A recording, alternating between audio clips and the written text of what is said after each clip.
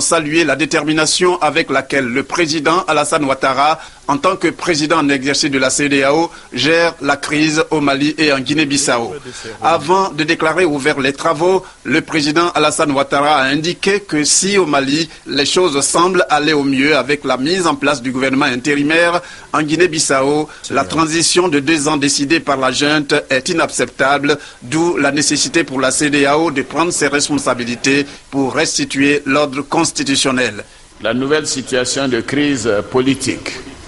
qui prévaut en Guinée-Bissau, avec cet énième coup d'État militaire survenu le 12 avril 2012, nécessite, vous en conviendrez, un examen approfondi de la situation sécuritaire et politique de ce pays.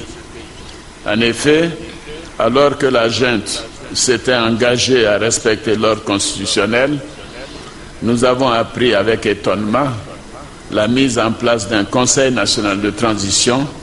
par le commandement militaire de la junte et 24 partis politiques. Ne pouvons tolérer plus longtemps cette usurpation du pouvoir par la junte qui doit se retirer immédiatement et laisser le processus politique aller à son terme avec l'accompagnement de la CEDEAO. Au regard des événements récents, le temps est venu pour la CEDEAO de prendre ses responsabilités.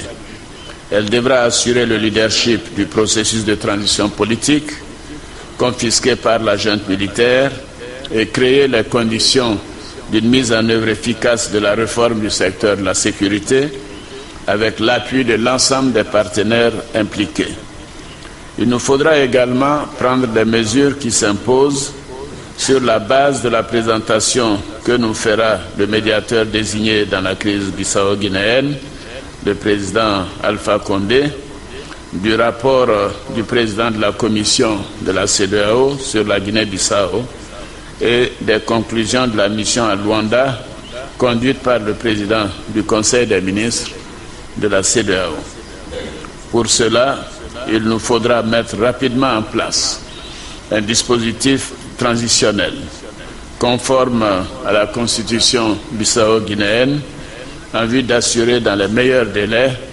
le retour durable à l'ordre constitutionnel ainsi que la poursuite et la finalisation du processus électoral déjà entamé.